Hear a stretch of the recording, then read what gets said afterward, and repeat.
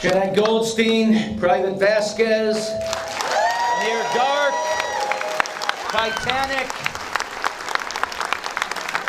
fantastic.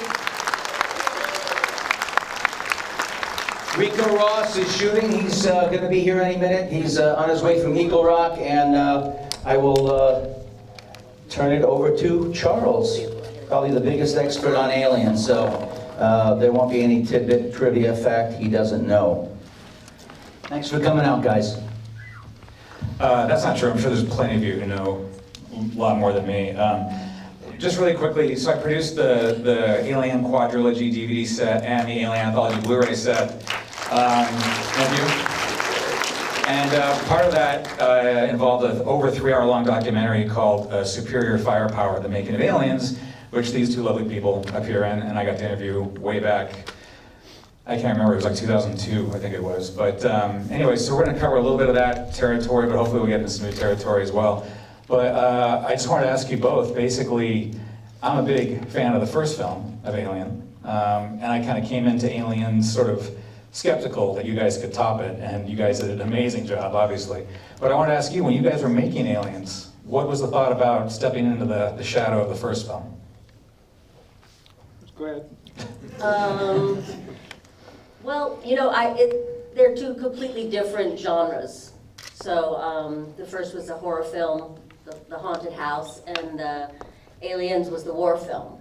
So that. I don't know. It didn't. The script was so good, it just didn't worry me. I wasn't, you know. Because Jim was still kind of an up-and-coming director at that point. I mean, surely the Well, Terminator. he just done Terminator, Right. which is amazing. So Right. that was, yeah. Can everybody hear me? Yes. Yes. Okay. So I don't need to use that. You can hold on to that. Yeah. You know, for me, I'm sure everybody knows that I was a replacement. I was replaced, actually. I mean, I came in to do the film after the actor who was playing my character was replaced. And I had done the Terminator with Jim and Gail, and I was a little bummed out when I didn't get cast in his movie, because, you know, I thought I'd done such a good job for him in the Terminator. But thank you. But you know, I had read the script, and you know, all actors, when they read a script, can tell this is something that, you know, I want to do, I want to be involved with. And I had worked with Jim, and I'd worked with Stan also, and I, you know, knew how brilliant those two guys were. I mean, I just knew. There's a great documentary on YouTube on the making of the Terminator. It's like a little 5-parter retrospective. It's us about 5 years later, and the same with Aliens. And so you can tell after watching the documentary on the Terminator. I mean, I was on the set with this guy, and I was on the set with Stan, with, you know, and I was in, you know, there early. Actually, I was cast, and then Arnold's went off to do he had another film he had to do, and Red Dawn, Dino De Laurentiis picked up his option, so he had to do a sequel to it. So we were kind of in a 3-month waiting period, and during that 3-month waiting period, I spent a lot of time with Jim Cameron, and a lot of time with Stan Winston. And when I got to the sets at Pinewood, the sets were like unbelievable. I mean, the sets were just crazy, like, oh my God, this is like gonna be a big movie, you know? So I was, you know, excited about it, and I got just kind of, I parachuted in. I missed all the BS, you know, marching around the fucking studio, learning how to carry our guns kind of stuff. Were you in the power station? The Acton Power Station? No, I never did you missed the that was the Acton. first No, 2 weeks. Yeah. No, I actually had to wear everybody got to put their vests, everybody got to paint their vests, and Paxton's got his girlfriend's name on it, and so on and so forth. And the actor that I replaced,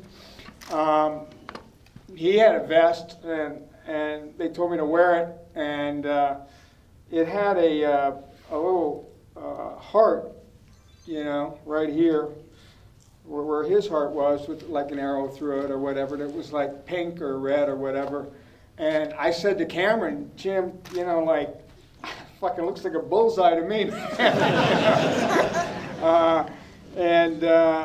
Can I, you know, maybe not wear this? And he was afraid that maybe there were some shots that they might be able to use at that point with that vest on. So he said no. When Jim says no, he means no.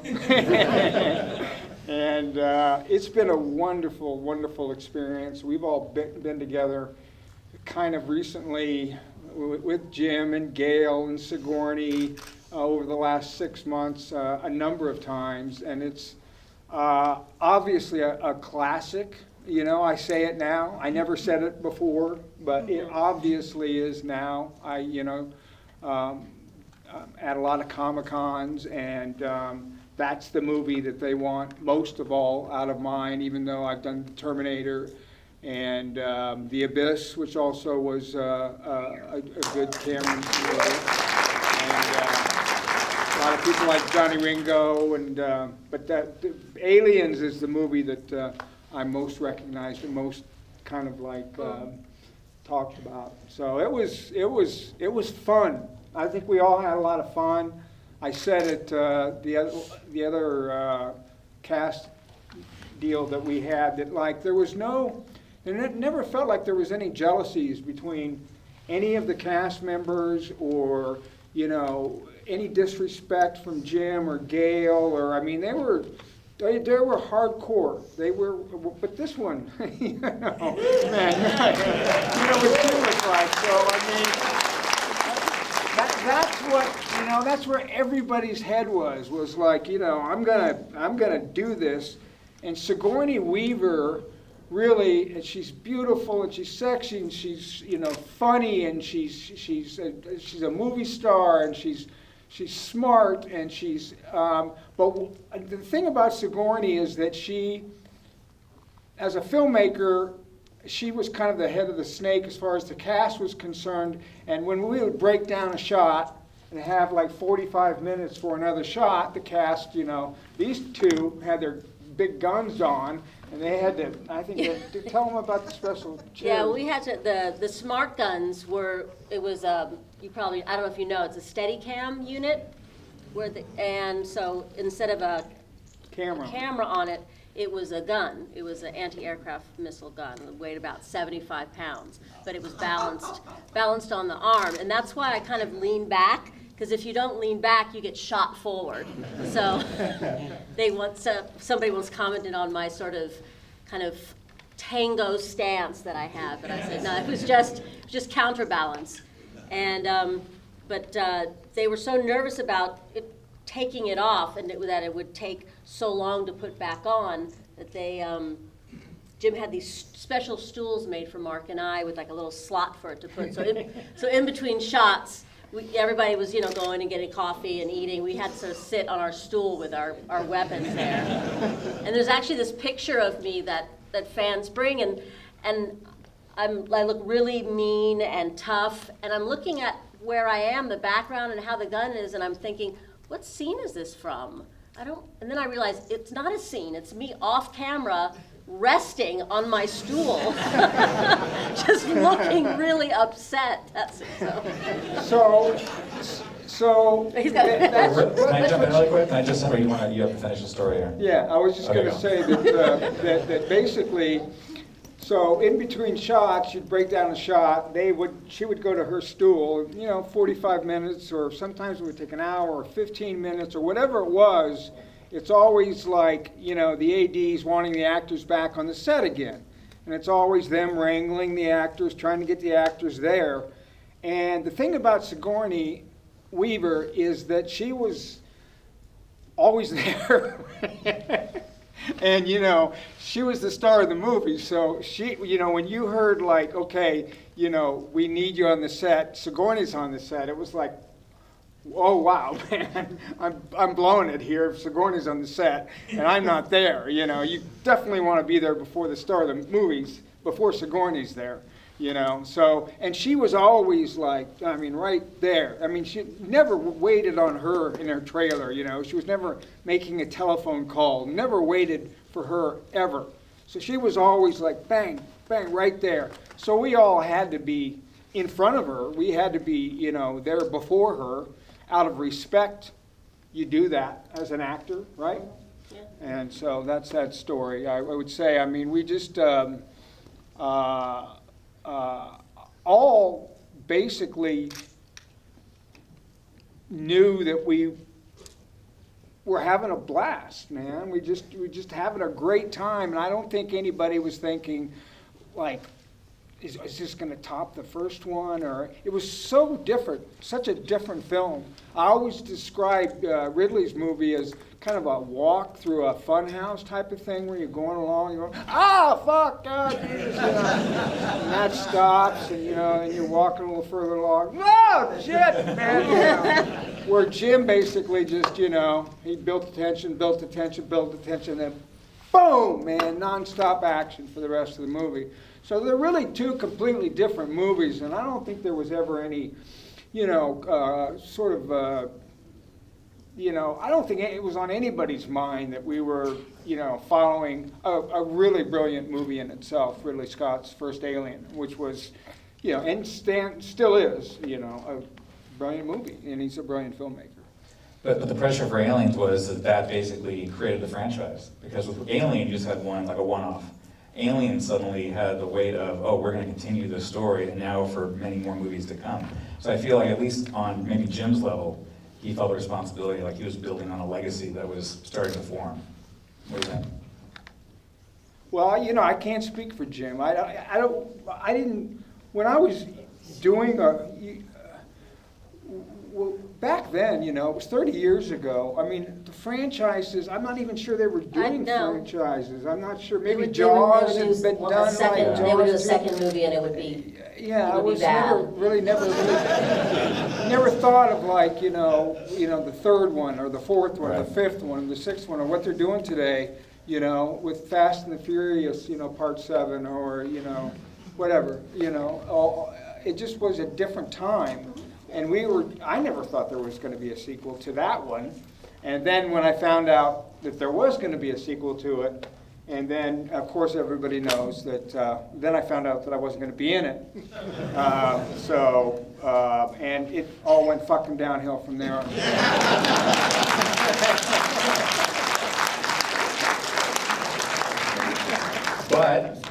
But there might be a new chapter for you, right? Well, you know what? What I can say about that is that I know Sigourney wants very, very badly to make Blomkamp's movie.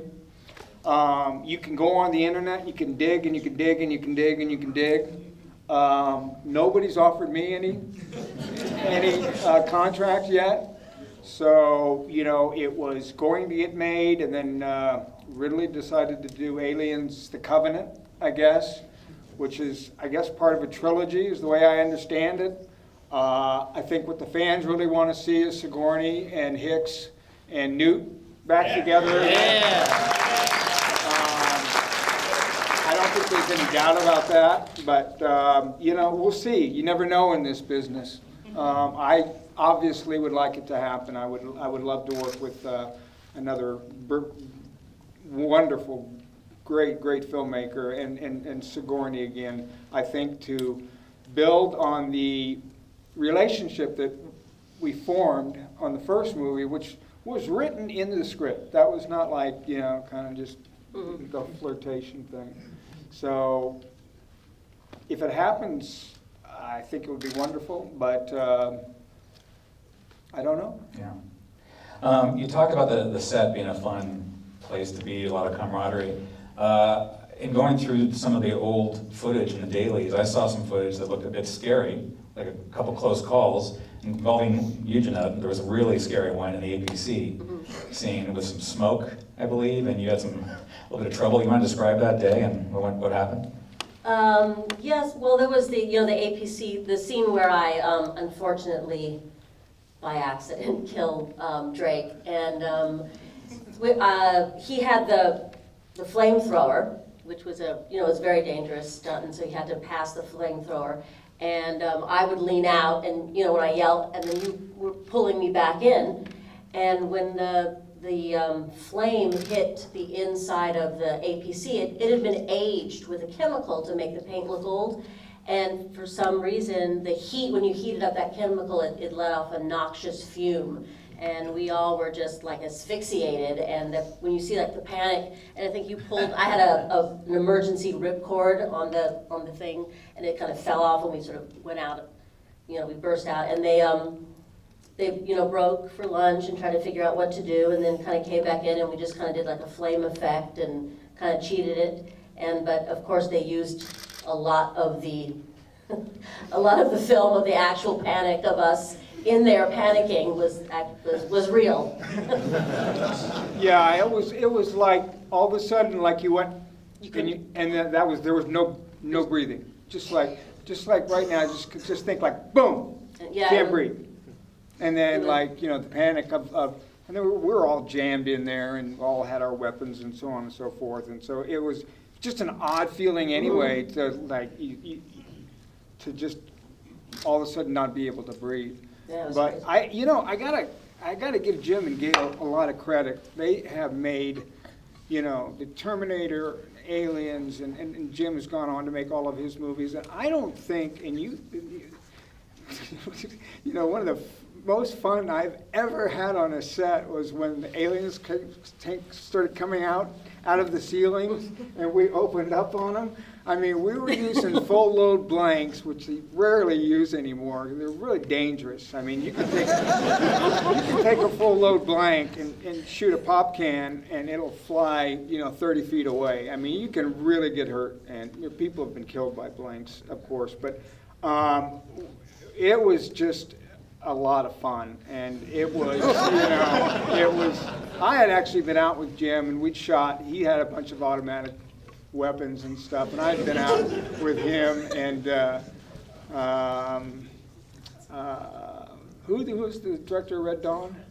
It was John Milius, wasn't it? John Milius. Yeah. Did you meet No, it was Kevin John Reynolds. Sorry, Milius, Kevin Reynolds. Arnold? John Milius wrote it, Kevin Reynolds directed it. Right? Or no, it's the other way around. No. Kevin Reynolds wrote it, John Milius directed it. Right. Got So it. the four of us out shooting automatic weapons. That was during that 3-month period of time.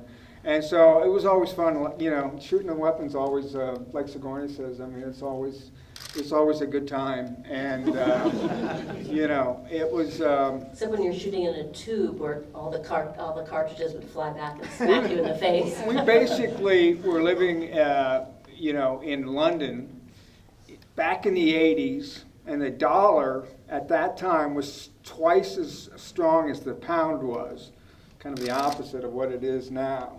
And so we were living really, really large on our per diem, and we would, go out, a lot. And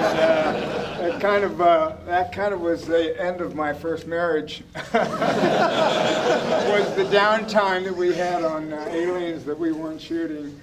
But everything works out for the best, and I have 2 beautiful children and a loving ex-wife. So, We're eventually going to ask you guys for some questions, so maybe think about some questions. But talking a bit about the UK experience, there's been a lot of discussion about the UK crew wasn't used to Jim's style of working. How did you guys deal with that? Did you notice that at all? And the tea card lady story and all that seems to be an ongoing legend from the set. Tell me a bit about that. Well, it was very different. It was different from, I wouldn't know, it was my first film, so I didn't know what to compare it with. But in Pinewood, it's highly unionized, and father, son, and then his son works for them, so everybody's job was very secure.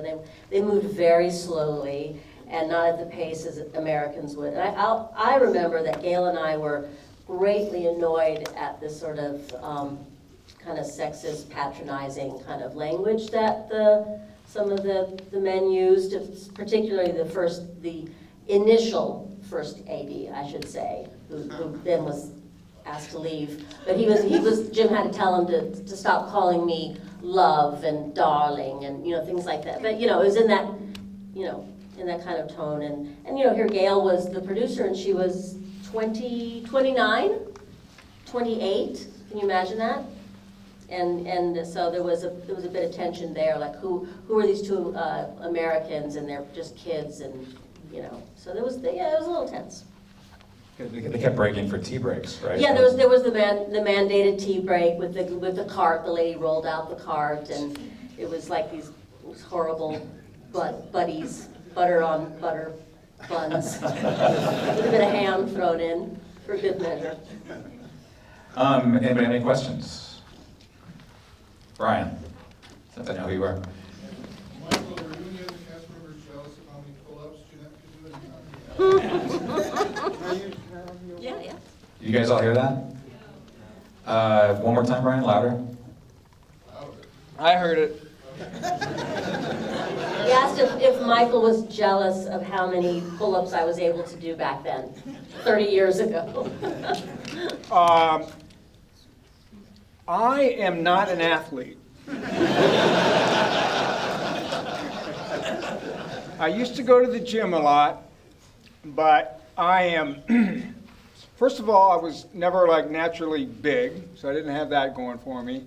I'm slow, like really slow. And I can't jump more than like, I can't, I'm 6 feet tall. I couldn't touch the rim when I play basketball. And I'm just weak. I'm weak. I got like little skinny arms, and all my weight really is in my legs and my ass, and So that was all bodybuilding. When you see me in the Terminator and so on and so forth, that's, I look like a stud. I look like I could do like 30 pull-ups. But actually, in real life, maybe I could do one pull-up. So I was, used to it. My older brother was an athlete, and he was smaller than me, but he used to jump up and do like pull-off. And a lot of guys, who are athletes can, do 10 pull-ups, You notice that Mark Ralston was doing the sissy pull-ups. They're tough, man. I mean, so. Well, actually, the reason that the pull-up scene happened, that Vasquez was doing pull-ups, was because of the line, "Is anyone ever mistaken you for a man?" And they had assumed that the actress, aside from having muscles, which I did, was going to be very tall and very manly. And in a t-shirt, I do not look anything like a man. Most definitely not. And so it made absolutely no sense with Bill saying that to me. So I was thinking, and I told Jim, I said, hey, you know what? I can do these really, really difficult pull-ups. And maybe that's kind of my routine when I wake up. If you can get the guys to put a pull-up bar, why don't I get up and I start doing them, and then we can have the dialogue while I'm doing it, and then it can make it work. And that's how that worked out. That's how that came about. See, I didn't know that. So I thought I knew everything. I thought I'd been asked every question in the last 30 years about aliens, but I did not know that was your idea. It terrified me to suggest it to him. Good on you, is all I can say, because that's a nice little, it's a nice little piece of the movie, that's for sure. Yeah, for sure. She was in incredible shape. She was like, wow. It was intimidating. If anything was intimidating, it wasn't like, I wasn't worried so much about the first film as I was, looking as good as she did with my shirt off, No, I'd never, I had just gotten out of drama school. I was in drama school in New York and London, and I was unemployed, and I was looking for a job and taking care of the house and things. And so I started going to a gym to work out. And it wasn't such a big deal for women to work out in those days, but I did it because I used to do it in high school, and my uncle was a boxing manager, so I always was kind of sporty. So I went to the local gym, and Mr. Britton worked out there, and it was like a bodybuilder's gym. So I started seeing all the guys lifting weights, and there was also like a Miss Britain who worked there. So I started bodybuilding. It was kind of fun and going to these competitions and watching them. And so I kind of thought, well, hell, why don't I just see if I can do it? So it was just a complete coincidence that I was in like the best shape of my life because I was going to compete in this contest. I tied for 5th for Miss Britain. Hey! There were only 6 contestants, so thank you anyway. But it coincided kind of amazingly with the audition, and that they needed someone who was muscular, and I've never been in that kind of shape again. I didn't know that either. These are good questions. For the next documentary. We have a question right there. Oh. Hi, my name is Morgan Birch. I'm a reporter for Kids First. So what was one of your favorite Sigourney Weaver moments? Because she has some wonderful moments, and she is just stunning. I agree with you. Do you mean in the film? No, in person as well. I'm Oh, talking in about person. both girls. Okay. What I remember, what is stunning about Sigourney is that when they premiered the movie in Los Angeles. We all went to the premiere, and the studio did not have a party for us afterwards. And Sigourney, though, she'd been flown out. She was the star, and she was put up in this really fancy hotel, and everything was paid for. So she was like, "That's ridiculous." She said, "Everyone come over to my hotel suite. I'm ordering champagne. We're having a party, and it's going to be on the studio."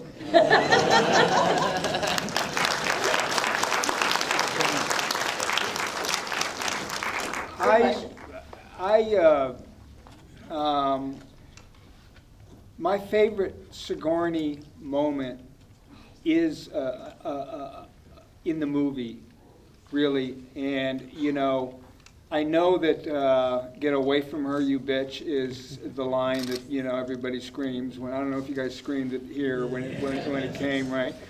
But there's a look that she gives in the movie when she decides to burn the eggs, and it's just that little kind of cock of the head of like, should I?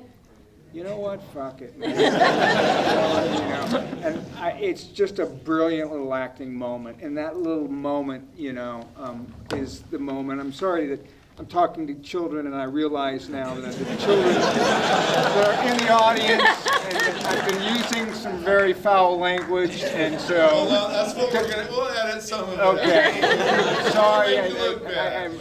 I really apologize about that. And good. I'm glad that you got the snippers for that. And I have one last question. So she actually was one of the beginning people who basically started out girl power, because it's not really a popular word back then, but now it's very popular, and people are really starting to make very important films about women. So what did you think about being part of this film and being able to have that honor?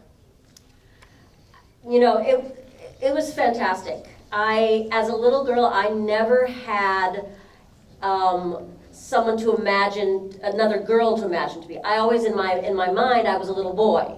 I was Huck Finn. I was a cowboy. Because girls were like, ooh, you run like a girl. You throw, it's like, okay, girl, terrible thing to be. I'm going to be a boy, and it's true. And Vasquez is an amazing character. Ripley's incredible, but that little girl, seeing a little 8-year-old in a film just survive is incredible. So I'm very, very honored to have been in that film. And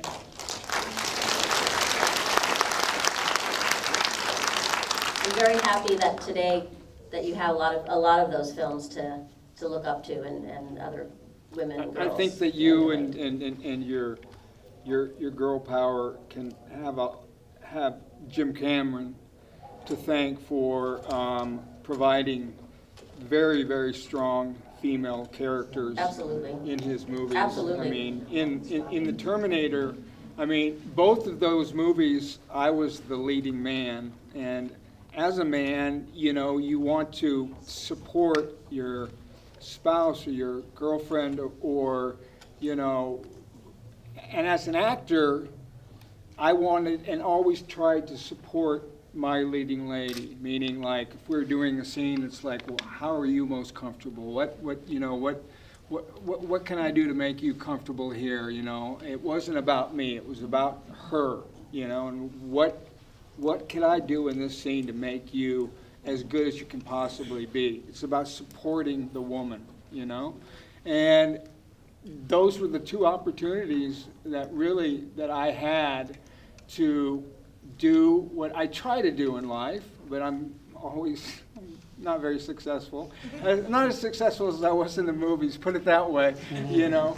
But it gave me a chance to be a supporting person, somebody who supports that kind of woman's power, that kind of woman's strength that, you know, that like is sorely like,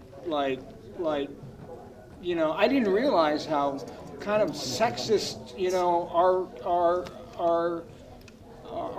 country and the whole everywhere it was at that time. I didn't realize it, but it for me was it's very nice to be supported by it. And Jim Cameron gave me that opportunity, and of course he has written a few very, very good women characters.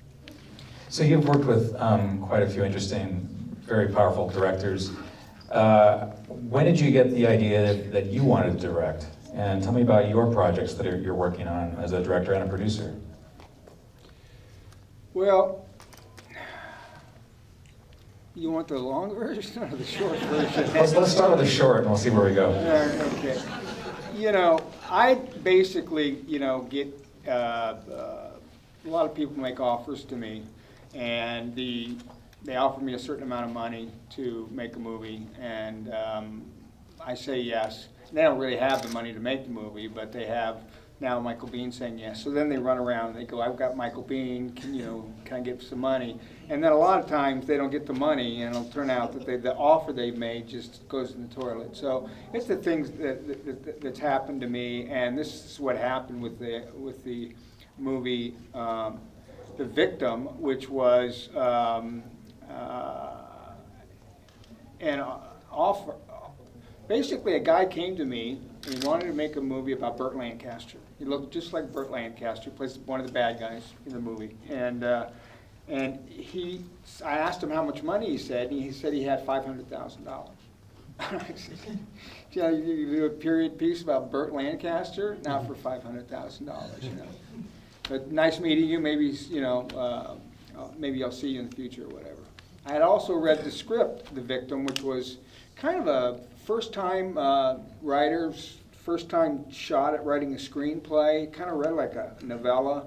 It was more of like a Saw type of story. It was really not what we ended up making at all. But I, worked with Robert Rodriguez on Grindhouse, and after I did The Divide, which if anybody, wants to see a movie that's a little Requiem for a Dreamish, I mean, it's not a squeamish movie. I think it's the ensemble cast in it is really, really just brilliant all the way around. Everybody that's in the movie is really, really good. I did that movie, and I don't know, I got it in my head. Jennifer, who's in the cast, she's over here, Jennifer Biehn. Hi. As she leaves. It was Jennifer pushing me. Jennifer always thought I could be a director and wanted me to direct, and it was really Jennifer that kind of got me. I think I was had my teeth, something done to my teeth, and I was kind of like this coming out of her picking me up, and she drove me straight to these two guys who made this offer and so on and so forth. I signed it, okay, I'll direct and write this thing, and thinking, of course, that it wouldn't come through. And turns out that they sent me checks, and when they cashed, I was like, whoa, I got to make And I didn't want to do that script. It was it was just not, it was our first filmmakers, And so I had to write that, and then, so I did pre-production we did it in about 3 weeks. And I wrote it while we were doing pre-production, which is not the way you want to do it, You want to have a script, and then you want to do pre-production and find out, And I was casting and bringing people along on the way. It's turning into the long version. Yeah. Well, thanks so much. Let's give it up for Michael Biehn. Seriously? Jennette, well, yeah, we got another screening, so let's hear it for these guys, huh? Charles.